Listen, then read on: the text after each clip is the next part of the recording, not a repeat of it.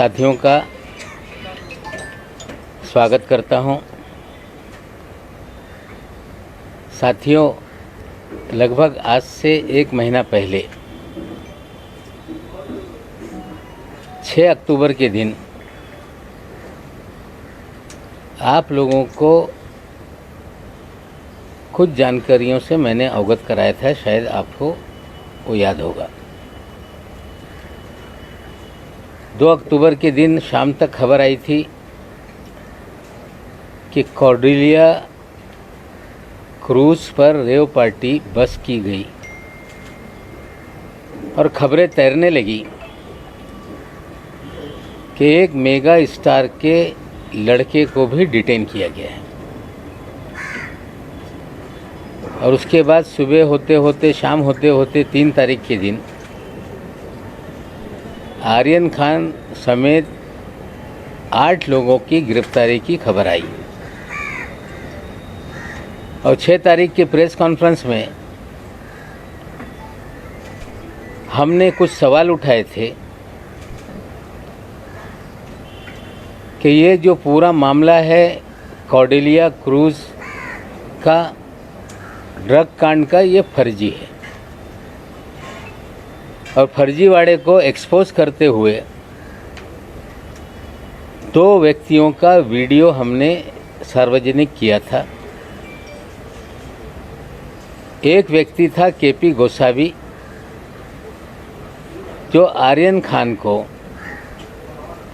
ले जाते हुए एनसीबी के मुख्यालय में नजर आया था। दूसरा, अरबाज मर्चेंट को ले जाते हुए मनीष भानुशाली नाम के व्यक्ति की वीडियो हमने जारी की थी। और उससे पहले भी वो 2 व्यक्ति एनसीबी के मुख्यालय में जा रहे हैं, ये 6 तारीख के दिन हमने ये सारे सवाल खड़े किए थे। हमने सवाल पूछा था, ये कौन 2 व्यक्ति है जो हाई प्रोफाइल अक्यूज को घसीटते हुए एनसीबी के मुख्यालय में ले जा रहे हैं। हमारी प्रेस कॉन्फ्रेंस 3 बजे हुई थी। उसके बाद 5 बजे एनसीबी के एक अधिकारी ज्ञानेश्वर सिंह जी मीडिया के सामने आए थे और उन्होंने कहा था कि they are our independent witness. उन्होंने 9 विटनेसों के नाम जारी किए और 9 विटनेस की एक सूची भी प्रेस रिलीज के जरिए आप सभी साथियों को उन्होंने देने का काम किया था। सवाल पूछे गए थे कि नवाब मलिक इस तरह के सवाल क्यों उठा रहे हैं। ज्ञानेश्वर सिंह जी का बयान था कि ही इज़ प्रेजुडिस। वो कहीं ना कहीं कुछ उनके घर में जो दामाद का मामला था उसको लेके उन्होंने बयान दिया था। आप सभी लोगों को याद है कि ये प्रेस कॉन्फ्रेंस में आप सभी लोगों ने दामाद वाला सवाल भी मुझसे पूछा था और उस समय मैंने कहा था कि जमानत हो गई है, लेकिन उसका आदेश हमें प्राप्त नहीं हुआ है। उसकी सफाई में फिर मुझसे सवाल पूछे गए। मैंने कहा था कि जिस दिन 13 जनवरी को गिरफ्तारी हुई, 14 जनवरी को मैंने साफ कर दिया था, मैंने ट्वीट करके, जिसको आप सभी लोगों ने कवर किया था, कि कानून से बड़ा कोई नहीं, कानून अपना काम करेगा और देश की न्यायपालिका पे मेरा पूरा विश्वास है। फिर हमने 9 तारीख के दिन और एक प्रेस कॉन्फ्रेंस की। एक वीडियो आपके सामने हमने रखा जिसमें जोनल डायरेक्टर श्री वानखेड़े ये बयान दे रहे थे कि हमने 8 to 10 पीपल को डिटेन किया है। उसी रात का 2 तारीख की रात का था। मैंने सवाल पूछा था कि एक बड़ा अधिकारी कंफर्म क्यों नहीं बता पा रहा था कि 8 लोग थे के 10 लोग और 8 लोगों के ऊपर एफआईआर करके गिरफ्तारी की बात तब तक हो चुकी थी। हमने फिर एक वीडियो रिलीज़ किया उसी दिन कि 8 लोग नहीं 11 लोग थे। उन 11 लोगों में एक ऋषभ सचदेवा नाम का लड़के का हमने वीडियो दिखाया, हमने प्रतीक गाभा का वीडियो दिखाया, हमने आमिर फर्नीचर वाले का वीडियो दिखाया, जिन लोगों को अंदर ले जाते हुए वीडियो हमने दिखाया था। और फिर एक वीडियो हमने फिर दिखाया जिसमें ऋषभ सचदेवा के पिताजी, उनके चाचा जी, इन 3 लोगों को लेकर निकलते हुए नजर आए और हमने सवाल उठाया कि ये 3 लोगों को क्यों छोड़ा गया। और हमने सीधे कहा कि ये भारतीय जनता पार्टी के पूर्व जो युवा मोर्चा के अध्यक्ष थे मोहित कंबोज जी, जिन्होंने नाम बदल के मोहित भारती कर लिया है, ये उनके साले हैं और इनके बोलने पे ही उनको छोड़ा गया। फिर तुरंत प्रेस कॉन्फ्रेंस हो गई।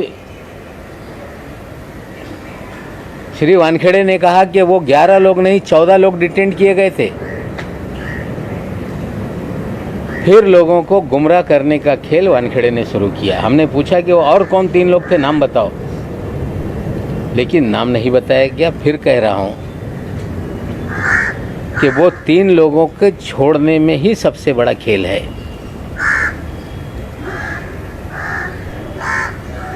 जिस दिन मैंने ऋषभ सचदेवा का नाम सामने लाया,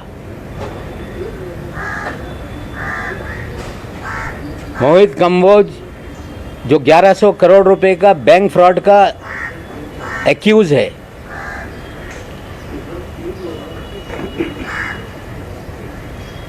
जो देश में भारतीय जनता पार्टी की सरकार बनने से पहले कांग्रेस के नेताओं के पीछे दुम की तरह घूमता रहता था,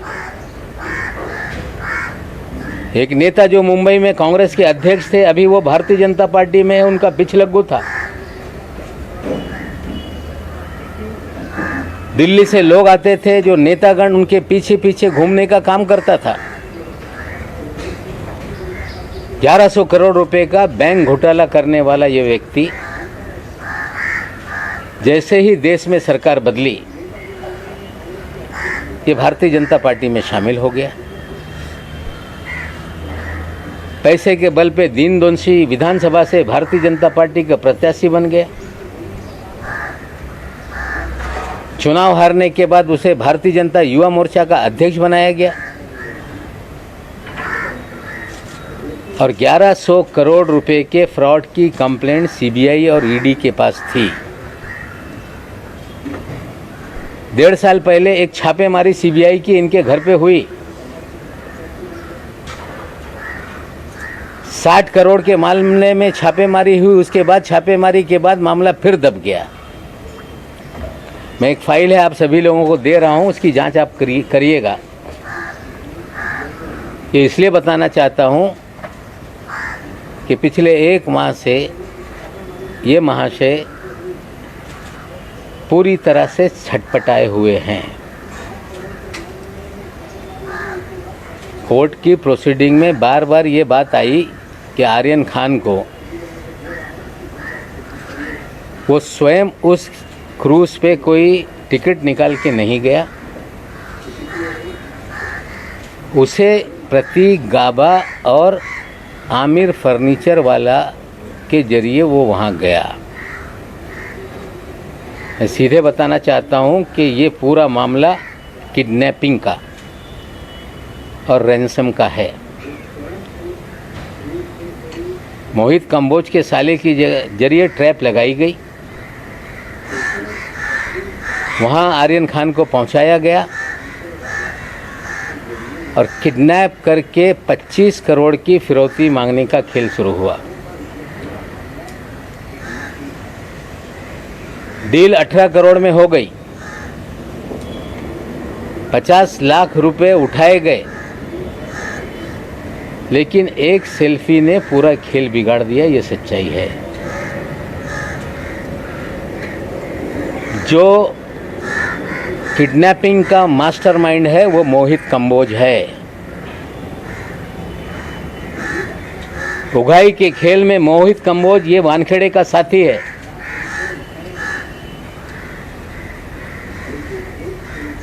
मोहित कंबोज के और वानखेड़े के अच्छे रिश्ते हैं। मोहित कंबोज इस शहर में 12 होटल चलाता है।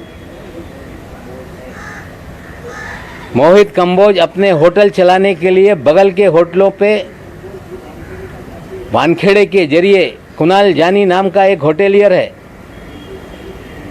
जो बास्किन नाम का होटल चलाता है। उसके बगल में ओपा नाम का एक होटल कंबोज ने खोला। और बास्किन जो पूरे शहर के क्रीम लोगों के लिए एक इटरी है, उसके मालिक के ऊपर फर्जी मामला बना दिया ताकि बास्किन बंद हो जाए। हमने कहा था कि कंबोज के और वानखेड़े के रिश्ते हैं। जल्दी इनकी मीटिंग की वीडियो रिलीज करेंगे। नसीब इनका अच्छा है कि एक कब्रिस्तान को लेके वानखेड़े साहब बोल रहे थे कि कोई मेरा पीछा कर रहा है। मेरी प्रेस कॉन्फ्रेंस जब 6 तारीख के दिन हुई, 7 तारीख के दिन कंबोज और वानखेड़े ओशीवीरा कब्रिस्तान के बाहर मिले। हाँ, हम लोग ढूंढ रहे थे कहीं सीसी फुटेज हमारे हाथ लग जाए। वहाँ के रहिवासियों ने मुझे जानकारी दी थी कि एक गाड़ी आई थी जिसमें कुछ बॉडीगार्ड थे। एक दाढ़ी वाला व्यक्ति था, उनसे मिला था। इनका नसीब अच्छा है कि वो पुलिस का सीसीटीवी बंद था, हमें वो मीटिंग का सीसीटीवी नहीं मिल पाया। और वानखेड़े साहब घबराहट में ये कंप्लेंट दर्ज कराने चले गए कि कोई मुझे पीछा कर रहा है। जो प्राइवेट आर्मी है उसका कंपोज भी एक प्लेयर है। श्री वानखेड़े इस शहर के अंदर उनका एक ही खेल है कि ड्रग का धंधा धड़ल्ले से चलता रहे। ड्रग माफियाओं को संरक्षण दिया जाए, उनसे उगाही की जाए। और कौन लोग कंज्यूम करने वाले लोग हैं, जो नशे के लत के आदी हैं, बड़े घर के लोग, फिल्म जगत के लोग, उनकी जानकारी हासिल की जाए, उन्हें डराया जाए और हजारों करोड़ की उगाही की जाए। ये खेल वानखेड़े इस शहर में खेल रहे हैं। 18 करोड़ का मामला इस्टेब्लिश हो गया है। प्रभाकर साइल जिसने आकर पुलिस के सामने एफिडेविट देकर अपना बयान दर्ज कराया, आप साथियों ने दिखाया। और मुझ पे आरोप बार बार 2 प्लेयर को वानखेड़े आगे कर रहा है। एक का नाम है सैनियल डिसोजा, जिसके बारे में कुछ चीज़ें बाद में मैं दिखाऊंगा। कवरअप करने के लिए सैम डिसोजा आगे आ रहा है। और कंबोज जी ने कल प्रेस कॉन्फ्रेंस करके हमने कहा था दिल्लीला में छुपे हैं कुछ राज। उन्होंने लगा के एक दिन बाद ये सारी चीज़ें नवाब मलिक बोलने वाला है तो कल हम ही बता देते। हाँ, अच्छा किया आपने बता दिया। प्राइवेट आर्मी की प्रेस कॉन्फ्रेंस कल हो गई। सैम डिसोजा का वीडियो चलाया गया। सैम डिसोजा का एक इंटरव्यू एक टेलीविज़न पे चला जिसमें वो एनसीबी को और वानखेड़े को क्लीन चिट दे रहा था। और कल श्री कंबोज ने कहा कि जो प्रभाकर साइल है, ये नवाब मलिक के जरिए ये झूठे एविडेंस तैयार कराया जा रहा है। साथियों,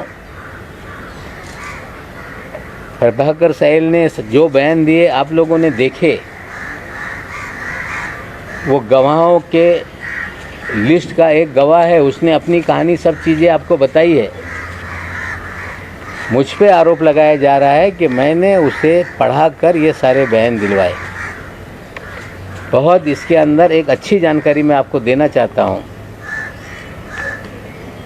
शायद 24 तारीख के दिन साहिल का वीडियो और कुछ इंटरव्यू मीडिया के सामने आया, जिसमें 25 करोड़ मांगे जाएं, 18 करोड़ की डील हुई, 50 लाख कैसे उठा, किस गाड़ी में, सारी जानकारी उसी ने दी है।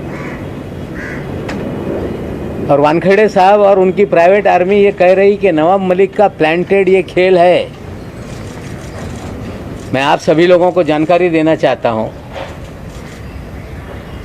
कि 22 तारीख के दिन मुझे एक रिपब्लिकन पार्टी के गुट के नेता हैं जो पूर्व नगर सेवक रह चुके हैं, जिनका नाम है मनोज संसारे। उनका हमारे पीए के टेलीफोन पे फ़ोन आया कि संसारे साहब आपसे बात करना चाहते हैं। मैंने उनसे बात की। उन्होंने कहा कि केपी गोसावी और उनका साथी सरेंडर होना चाहता है। मैंने कहा कि कब होंगे सरेंडर? उन्होंने कहा कि आज शाम तक, रात तक वो आएंगे और मैं आपके पास लेके आता हूँ। ये जानकारी मिलने के बाद मैं माननीय मुख्यमंत्री के पास उसी दिन जाने वाला था। मुख्यमंत्री जी को ये जानकारी मैंने दी कि मुझे फ़ोन आया था मनोज संसारे जी का, और संसारे साहब ने कहा कि केपी गोसावी और उनका साथी सरेंडर होना चाहता है। हमें लग रहा था कि केपी गोसावी और मनीष भानुशाली ये सरेंडर होना चाहते हैं, क्योंकि ये दो चेहरे हमने एक्सपोज किए थे।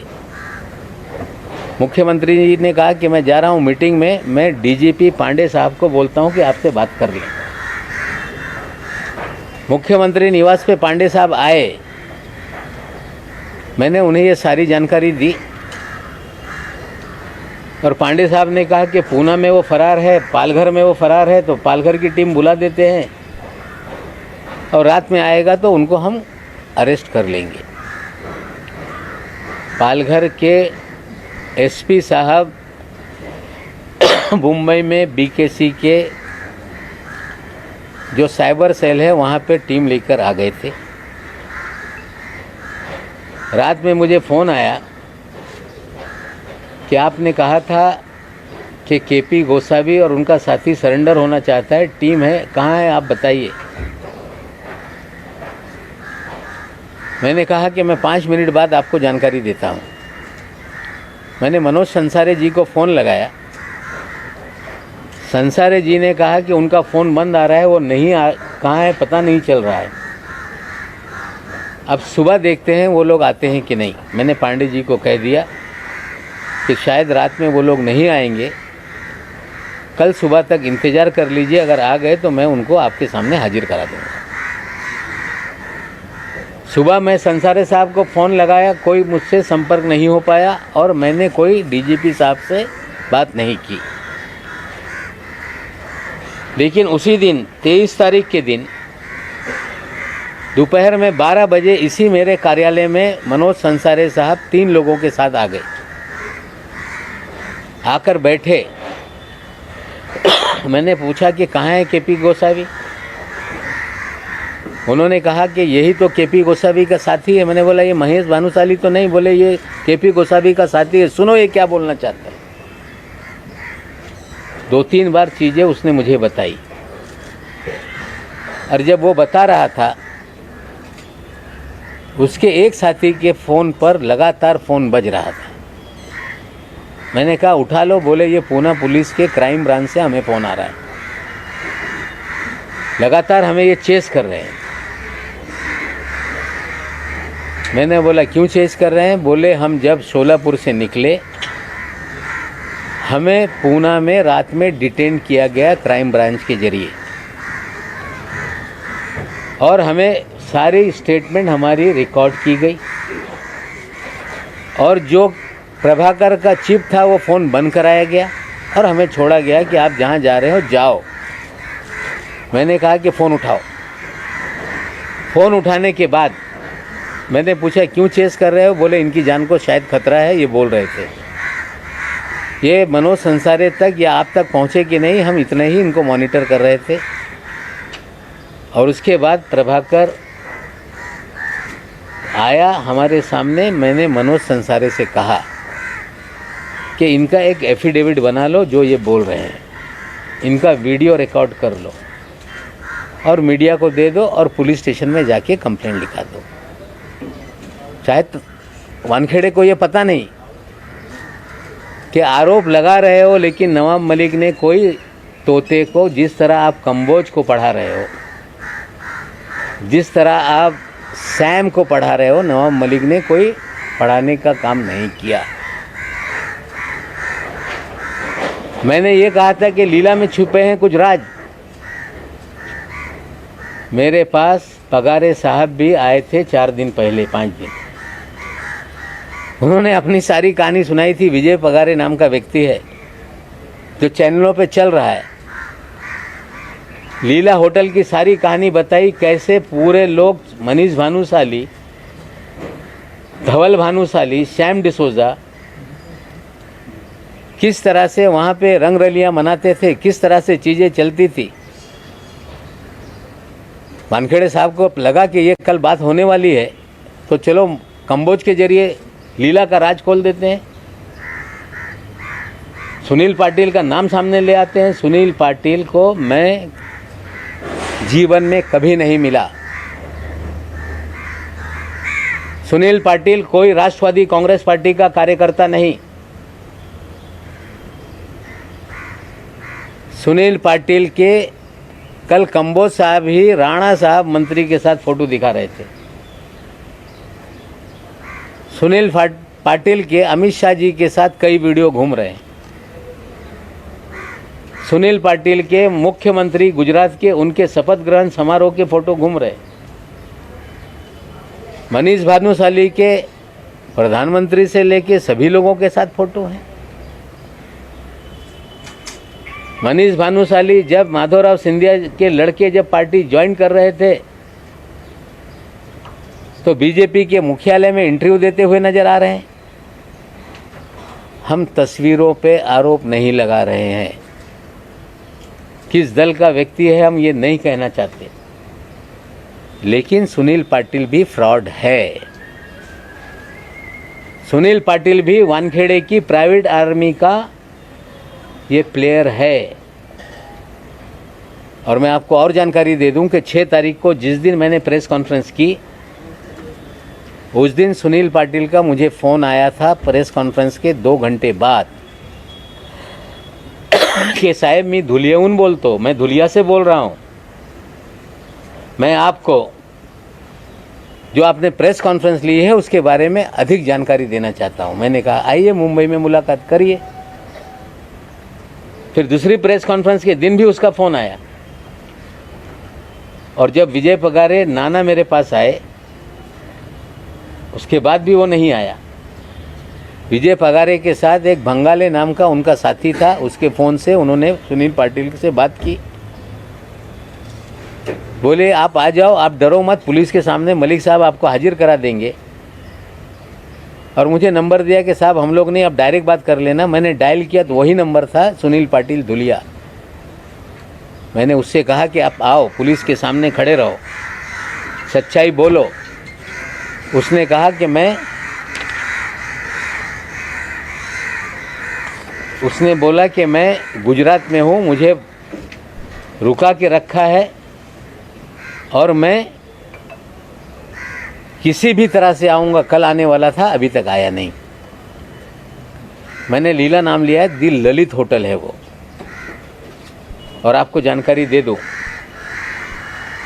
कि सैम डिसोजा कौन है, इसकी भी थोड़ी सी जानकारी आप ले लें।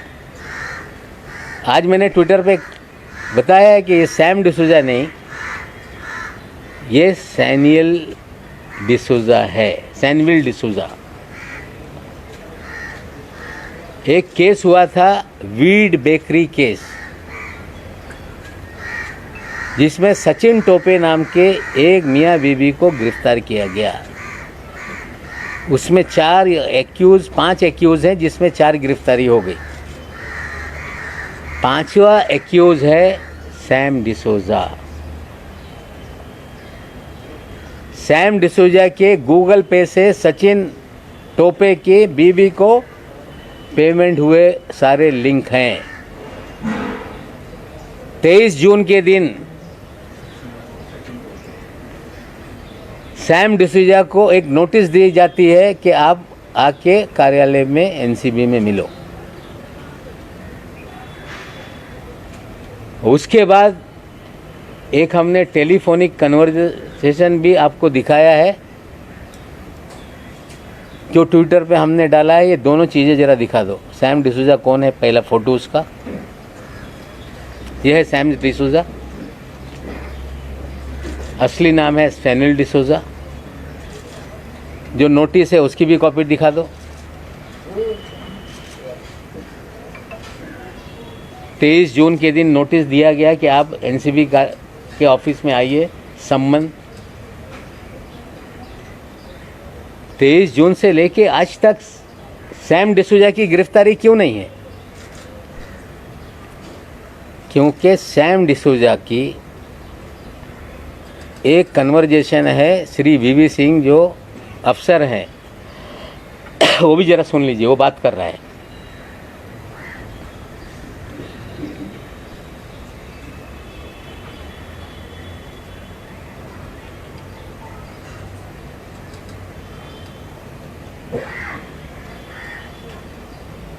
वीडियो ऑडियो है ना?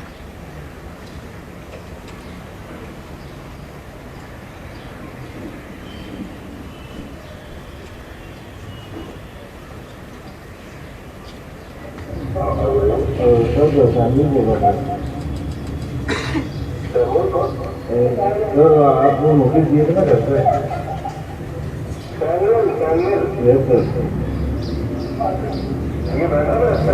हाँ सर, आपने नोटिस दिया था ना, मैं था नहीं घर पे, मुझे मालूम पड़ा है। तो मुझे एक दिन और क्या सर, अभी मैं पहुँचा नहीं, मैं पहुँचूँगा सर। थोड़ी मेरी तबियत में डाउन लग रही है। मैं मंडे को आऊँ तो मंडे में फिर दोबारा वेडनेसडे आपका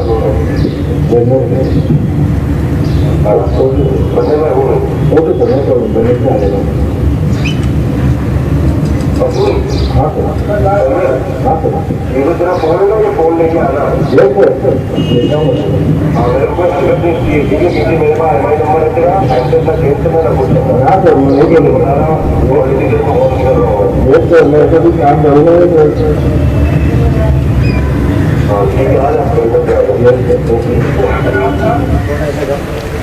5 महीने इसकी गिरफ्तारी नहीं हुई है, लेकिन ये क्लीन चिट एनसीबी को दे रहा है अपने वीडियो में। ये 2 मीडिया पर्सन की बात कर रहा है, ये हवाला की बात कर रहा है, ये भी सुन लो। आपने एनसीबी से के साथ इससे पहले काम किया, पर काम मैंने एनसीबी का डायरेक्ट काम नहीं किया, बट मैंने एक मीडिया चैनल है उनके थ्रू काम किया, उनके थ्रू ये सारा काम था। मतलब मेरे को हवाला वाला सुना दो।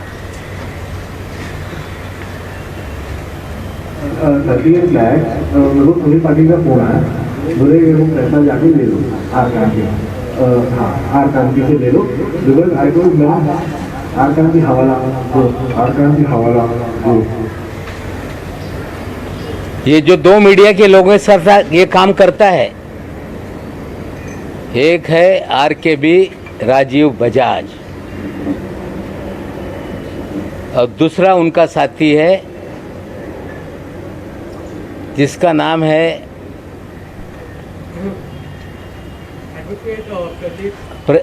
नंबियार, एडवोकेट प्रदीप नंबियार। ये फ्रॉड पत्रकार इस शहर में हैं और ये भी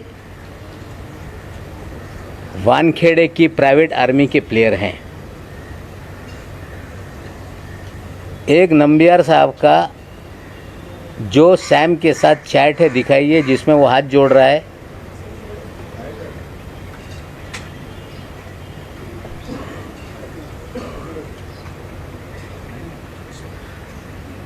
ये नहीं नेक्स्ट। ये एक चैट है जिसमें वो हाथ जोड़ रहा है, बातें कर रहा है। और दूसरा भी एक मैं आपको दिखाऊंगा जो चैट है नंबियार का और एनसीबी के ऑफिसर के साथ कि यू आर हैरेसिंग समबडी, और ये सारी डील उसी दिन हो गई। और सैम डिसूजा ने हवाले के जरिए पैसा दिल्ली भेजा, उसका भी चैट है। हवाला वाले को पूछ रहा है सैम डिसूजा कि हवाले की रसीद भेजो भाई,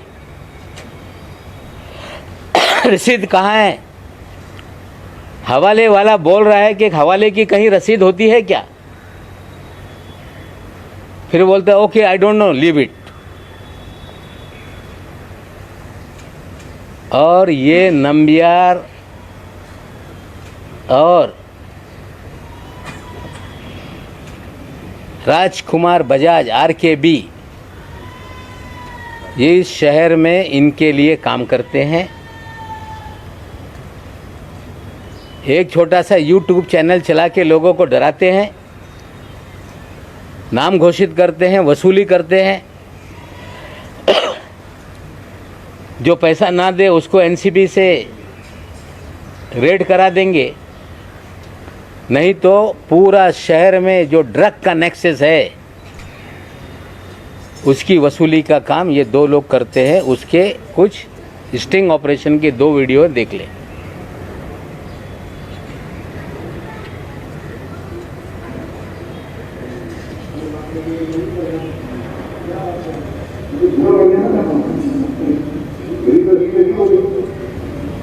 बजाज साहब हैं नंबियार के ऑफिस में।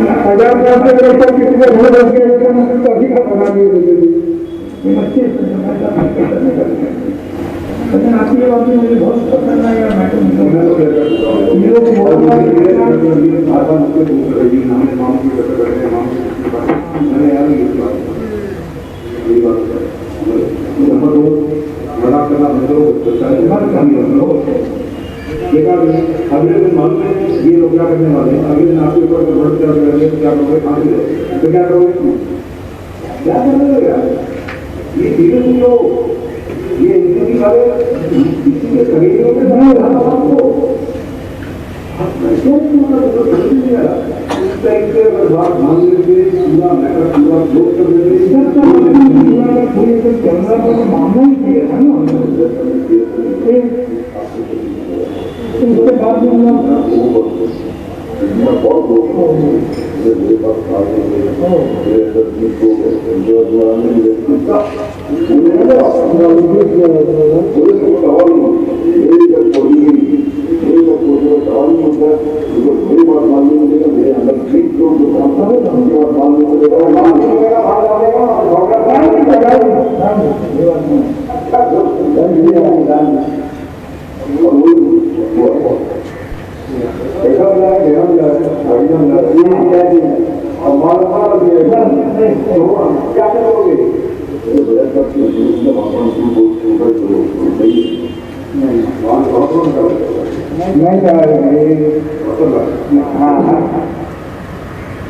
दोनों हो गया।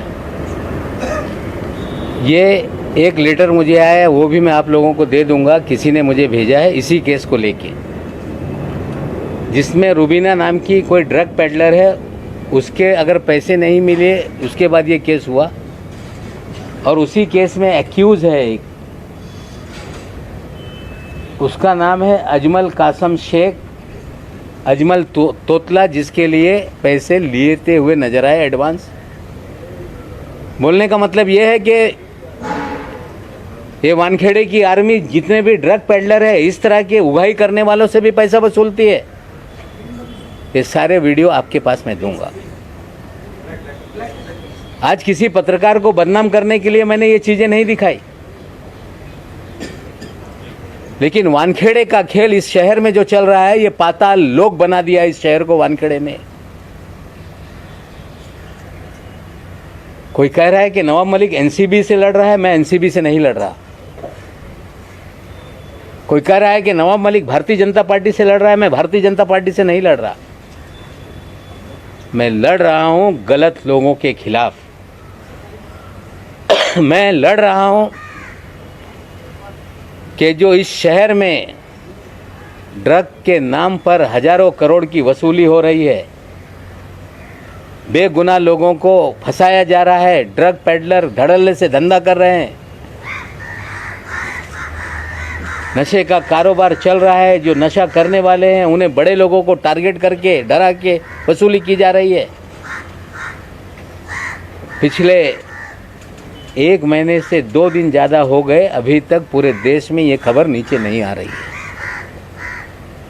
मैं एनसीबी के भी डीजी साहब से बोलना चाहता हूँ कि आपने 2 तारीख के दिन, 3 तारीख के दिन एक बयान दिया था कि भारत के इतिहास में पहली बार मिड सी में ऑपरेशन हुआ। आपको भी गुमराह किया गया, कोई मिड सी में ऑपरेशन नहीं हुआ। 13 लोगों को चिन्हित करके पकड़ा गया, फर्जीवाड़ा किया गया, पब्लिसिटी करके लोगों को डराने का खेल किया गया। आर्यन खान की किडनैपिंग हुई, रैंसम मांगी गई और एक सेल्फी वायरल होने से पूरा खेल बिगड़ गया। मैं बीजेपी के लोगों को भी कहना चाहता हूं कि मैं कोई पॉलिटिकल लड़ाई नहीं लड़ रहा। हम चाहते हैं कि ड्रग पूरी तरह से समाप्त हो, पीने वालों को नशा मुक्ति केंद्र में भेजा जाए। जो छोटे धंधे वाले हैं उन्हें पकड़ के उसी मुकदमे में बंद किया जाए, बड़ी मछलियों को पकड़ा जाए, सोर्स को पकड़ा जाए, पूरी तरह से देश में नशा मुक्ति हो। लेकिन इस तरह के फ्रॉड लोगों को शील्ड करने के लिए आगे मत आइए। कंबोज फ्रॉड है, कह रहा है कि 1.5 साल से मैं पार्टी में नहीं, उसे शील्ड मत कीजिए। पाटिल जो है वो किसी दल में नहीं, उसे शील्ड मत कीजिए। मनीष भानुशाली आपके नेताओं के साथ घूमता है, उसे भगाइए, उसे शील्ड मत कीजिए। धवल भानुशाली घूम रहा है, उसे शील्ड मत कीजिए। ऐसे फ्रॉड लोग राजनीतिक दलों की आड़ में छुप के अपना मकसद साधने का काम करते हैं। हम राजनीतिक दल से नहीं लड़ रहे, और ऐसे अधिकारियों को शील्ड मत कीजिए जिसका पूरा इतिहास दागी है, जो हजारों करोड़ की उगाही कर रहा है। खबर आई है कि 6 मामले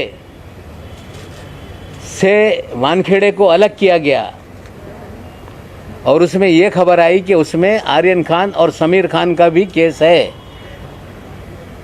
मैं अधिकारियों से पूछना चाहता हूं कि जिस केस में चार्जशीट फाइल हो गई, वो केस की जांच संजय सिंह क्या करने वाले हैं? या तो 2 चीज़ है, मैं उनकी मंशा पे सवाल नहीं उठाता। 2 चीज़ है, या तो आप सही मानों में जांच करके जो बोगस केस है उसमें डी समरी फाइल करके लोगों को निर्दोष मुक्त कराएंगे। अगर ऐसा है तो जो 26 केस की मैं बात कर रहा हूँ, वो सारी चीज़ों की जांच करें। और कहीं ये समझ में आ रहा होगा कि नवाब मलिक को डराने के लिए कि फिर ये जांच शुरू हो गई, तो हम डरने वाले में से नहीं हैं। जान हथेली पे लेकर जान, माल, परिवार सबको जोखिम में डालकर ये लड़ाई मैंने छेड़ी है। अगर कोई समझ रहा होगा कि डर के ये सिलसिला बंद हो जाएगा, ये बंद नहीं होगा। लॉजिकल एंड तक ये मामला जाएगा। साथियों, आपको बताना चाहता हूँ, इतिहास में पहली बार वानखेड़े तो यही कहता है कि नवाब मलिक के दामाद की जमानत रद्द करेंगे, हाई कोर्ट में जा रहे हैं। और पहली बार हमने देखा है कि जो फॉरेंसिक लैब गुजरात की है, जहाँ से रिपोर्ट आई, उस रिपोर्ट को रीचेकिंग के लिए एप्लीकेशन एनडीपीएस कोर्ट में डाला गया। आज तक एक्यूज फॉरेंसिक रिपोर्ट जो आती है देश के सरकारी लेबोरेटरी से, उसको चैलेंज करते हैं। पहली बार एनसीबी चैलेंज कर रही है। मैं सीधे बोल देता हूँ, मैंने दामाद से बात की, दामाद ने बोला कि डैडी लड़ाई जारी रखो, 8 महीने क्या आपके लिए अब 20 साल जेल में रहना पड़ेगा, तो जेल में आने के लिए तैयार है। फर्जी बाड़ा करके जेल में डालोगे, नवाब मलिक और उसका परिवार डरने वाला नहीं है।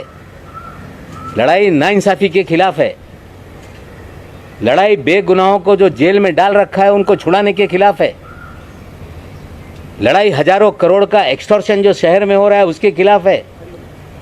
मैं बीजेपी से भी हाथ जोड़ के विनती करता हूं कि फ्रॉडों को शील्ड करने का काम ना करो, और एनसीबी के भी अधिकारियों को कहता हूं कि गंदी मछली निकाल कर फेंक दो। ये चंडाल चौकड़ी मुंबई के जोनल ऑफिस में है। समीर वानखेड़े, वीवी सिंह, आशीष रंजन और एक वानखेड़े का ड्राइवर है माने। ये चंडाल चौकड़ी ने ही पूरा डिपार्टमेंट का नाम खराब किया है। और आप नहीं करेंगे तो 2 एसआईटी फॉर्म हो गई है, एक राज्य सरकार की, एक केंद्र सरकार की। हमारी मांग है 26 मामलों की जांच करो, निर्दोषों को छोड़ो, समीर वानखेड़े की जांच करो। अगर आपकी एसआईटी नहीं करेगी तो किडनैपिंग और रैंसम का मामला तो इस्टेब्लिश हो गया है। धीरे धीरे लोग सामने आ रहे हैं, जांच है। मैं नहीं कहता किसी को नाजायज़ फंसा दो, लेकिन किडनैपिंग और रैंसम के मामले में जो भी गुनहगार हैं, चाहे गोसावी होगा, चाहे भानुशाली होगा, चाहे सुनील पाटिल होगा, चाहे धवल भानुशाली होगा, चाहे प्रभाकर सैल होगा, चाहे वानखेड़े होगा, वीवी सिंह होगा, निश्चित रूप से सत्य सामने आएगा, सत्य की जीत होगी। और जब तक ये लॉजिकल एंड तक विषय नहीं जाता, मैं रुकने वाला नहीं हूँ। डराने का प्रयास ना करें, धमकाने का प्रयास ना करें। सच्चाई की लड़ाई है, सच्चाई की लड़ाई को हम आगे बढ़ा रहे हैं। और लोगों को डराया जा रहा है कि आपने पैसा दिया, आप भी इसमें आरोपी बन जाएंगे। विक्टिम कभी आरोपी नहीं होता। किसी को डरा के पैसा लिया जाए तो डर के लोग पैसा देते हैं। शाहरुख खान को डराया जा रहा है कि तुमको आरोपी बना देंगे, पैसा तुमने दिया है। They are victims. जो सारे विक्टिम हैं उनको बोलता हूँ, खुलकर सामने आओ, डरो मत। जो लड़ाई में आगे बढ़ा रहा हूँ उसके अंदर मेरा साथ दो, और मुझे पूरा विश्वास है ये लड़ाई आगे तक जाएगी। और जिस तरह से देश के मीडिया ने इस लड़ाई को आगे बढ़ाया है, आशा करता हूँ कि अंतिम लड़ाई के अंत तक ये मामला आपके सहयोग से आगे चलेगा। धन्यवाद। वो चांडाल चौकड़ी कौन सी है, एक बार फिर से नाम बता दीजिए, और क्या इन्वॉल्वमेंट है सीधे तौर पे? 4 लोग हैं चंडाल चौकड़ी, जिनकी प्राइवेट आर्मी है। जोनल ऑफिस में समीर वानखेड़े, वीवी सिंह, आशीष रंजन और माने नाम का एक ड्राइवर है। पिछले प्रेस कॉन्फ्रेंस में एक मेरे से गलती हो गई, मैं उसको सुधारना चाहता हूँ। मेरे दामाद से वीवी सिंह ने रेंज रोवर नहीं मांगी थी, आशीष रंजन ने मांगी थी कि I want to purchase Range Rover. ये आशीष रंजन ने कहा था। सर, आपने शाहरुख खान को डराने की बात की, शाहरुख खान को कौन डरा रहा है, किस तरह से डरा रहा है? नहीं, उन्हें देखिए, पहले दिन से शाहरुख खान को डराया जा रहा था कि नवाब मलिक अगर बोलना बंद नहीं करेगा तो तुम्हारा लड़का लंबा जाएगा। अभी पूजा ददलानी का मामला इसमें आ गया। शायद उन्हें डराया जा रहा है कि 50 लाख आपने दिया, आप भी एक्यूज बन जाएंगे। यू आर विक्टिम, डोंट, डरो मत। देश में किसी के बच्चे को किडनैप कर ले, कोई रैंसम मांगे, डर के कोई पैसा दे दे, तो वो गुनहगार नहीं है, वो विक्टिम है। खुलकर सामने आओ, सच्चाई बोलो, और इन सारे लोगों को दंडित करने के लिए हम लोगों की मदद करो। आपको लग रहा है शाहरुख खान खुद सामने आएंगे उनके साथ? मुझे पता नहीं कौन किसे डरा रहा है, पर्दे के पीछे क्या क्या हो रहा है। लेकिन वानखेड़े साहब किसको क्या क्या फ़ोन कर रहे हैं, मैं आज सभी बातें नहीं बोलूँगा, लेकिन उनके फ़ोन सिग्नल से जाते हैं, बहुत सारी महिलाओं को डराते हैं, बहुत सारे लोगों को डराते हैं, प्राइवेट आर्मी एक्टिव है। ये सारी चीज़ें धीरे धीरे करेंगे। आज जो मैंने कहा था कि रविवार को कुछ चीज़ें सामने रखूँगा, मैंने रखा है। और एक फ़ाइल 1100 करोड़ रुपए के फ्रॉड की जो फाइल है वो भी आपको देख रहा हूँ, जांचिए। अगर सही होगा तो उसको आगे बढ़ाइए, नहीं तो हम लोग उसको परसू करेंगे।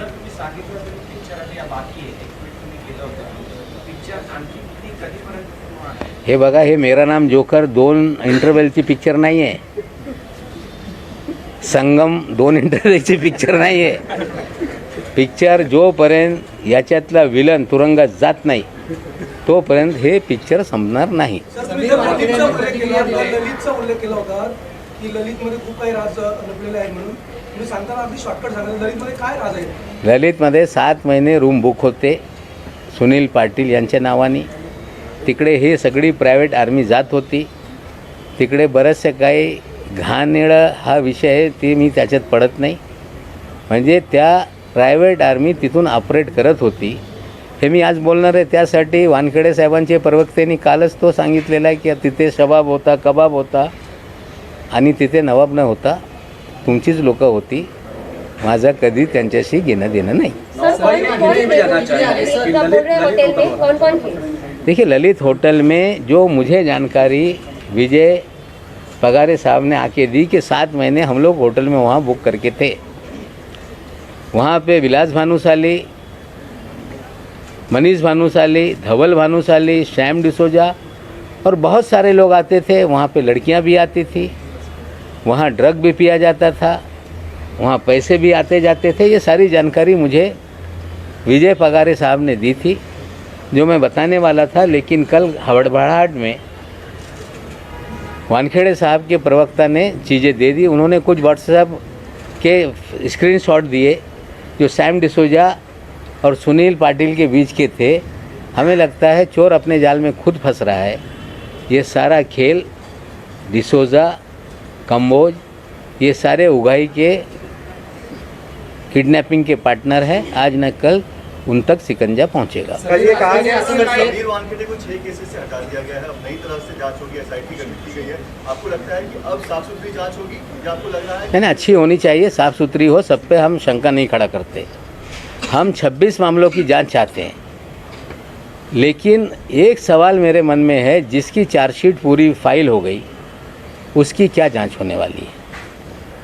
अगर साफ़ सुथरी जांच होगी तो क्या डी समरी सारे केसेस को करेंगे, या स्पेसिफिक आर्यन खान और समीर खान का मामला एसआईटी को दे दिया गया तो 2 उसमें से वो होता है, मतलब निकलते हैं। एक तो साफ़ सुथरी जांच करके लोगों को क्लीन चिट देंगे, या समीर खान का भी नाम उसमें छोड़ दो ताकि नवाब मलिक डर जाएगा।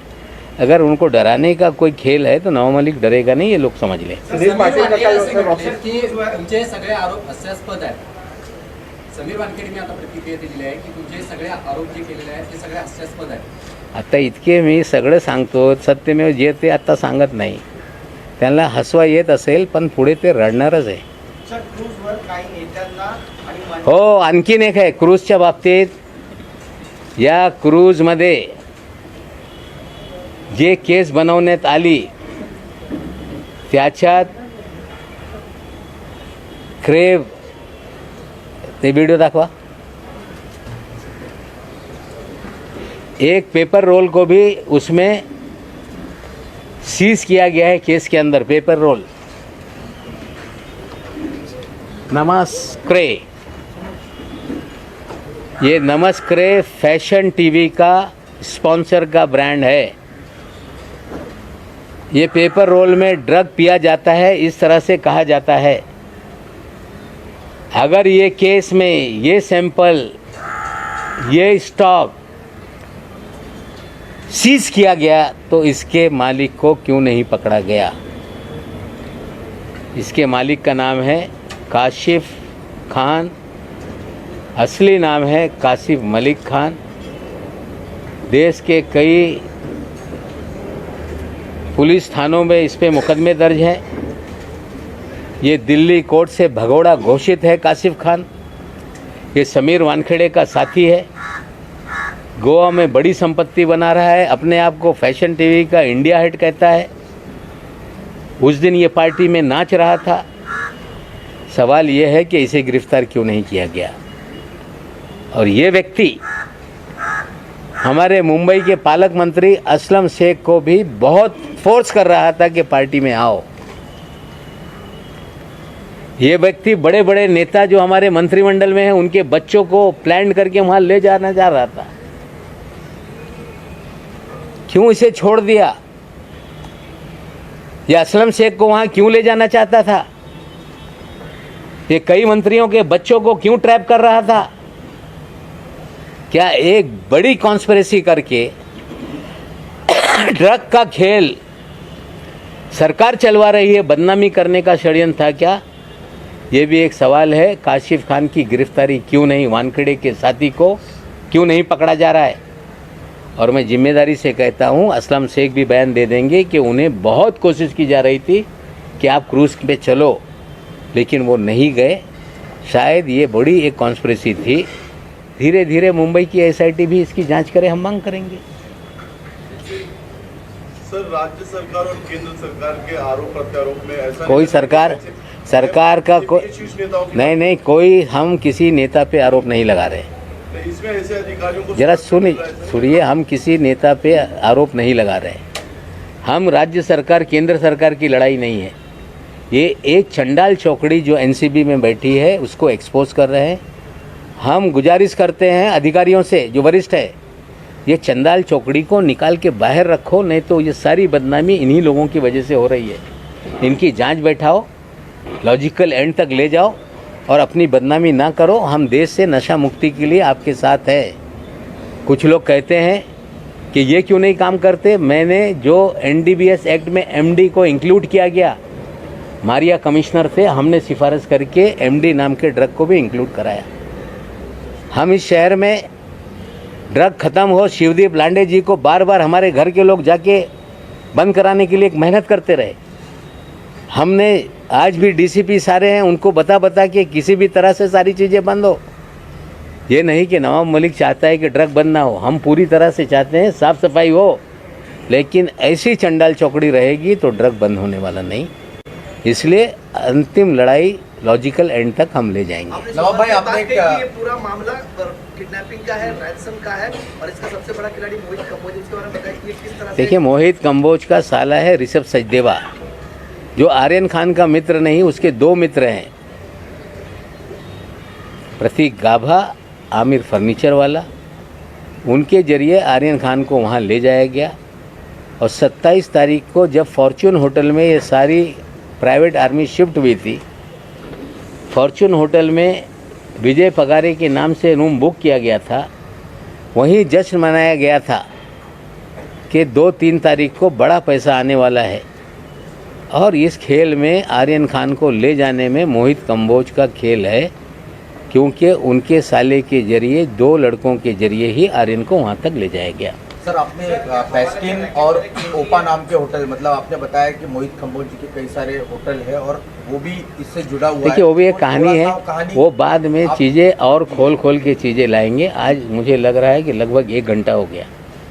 आज बहुत सारी चीज़ें हमने रखी है, फिर आने वाले दिनों में जो भी जानकारी मुझे मिलेगी मैं साझा करूँगा, ताकि ये एनसीबी के लोगों को भी पता चले, देश को पता चले और जो 2 एसआईटी है उन तक जानकारी जाए। हमें लगता है काफ़ी जानकारी मैंने दी है।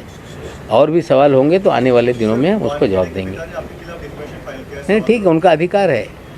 कोई पिता हो, पत्नी हो, बहन हो, सभी लोगों को इस देश में कानून है। मेरे खिलाफ जो जिसको करना है कर ले। कुछ लोग तो गए थे कि नवाब मलिक के बोलने पे रोक लगा दो। वानखेड़े के जब एसआईटी बनाई गई तो बोलने लगे, मैंने कोर्ट में कहा था, इसलिए ये जांच होने गई। कोर्ट में गए थे कि मुझे ये जो इंक्वायरी है ये सीबीआई और एनआईए को दी जाए। मुंबई पुलिस ने कहा कि इनकी गिरफ्तारी के पहले 72 घंटे इनको बताया जाएगा। हमें लगता है बहुत ज़्यादा झूठ बोल के, कितना भी झूठ बोलेंगे, सच ही जीतेगा और सच्चाई की ही जीत होगी। सर, तुम्ही आता सांगितलं की असलम शेख यांच्यावर फोर्स केलं गेलं पार्टीला नेण्यासाठी आणि त्याप्रमाणे तुम्ही मंत्र्यांचे काय उल्लेख केला? असे कोण मंत्री आहेत ज्यांच्यामुळे? असलम शेख स्वतः सांगतील, त्यांना विचारा त्यांना परसू करत होते की नाही की आम्हाला तिकडे या म्हणजे तो गेले नाही. जर ते गेले असते, आणखीन काही पोरांना ट्रॅप करत होते, ते गेले असते, तर उडता पंजाब नंतर उडता महाराष्ट्र करण्याचा गेम होता. हे सत्य आहे. म्हणणं आहे की इतक्या मोठ्या प्रकरणामध्ये आपण पडू नये. मग त्यांना वाचवू नये. जे सत्य आहे त्यांना शिक्षा द्या. मोठ्या प्रकरणे पडू नये म्हणजे जे सत्य आहे लोकांच्या समोर आणणं एक नागरिक या नात्याने माझी जबाबदारी आहे. थँक्यू.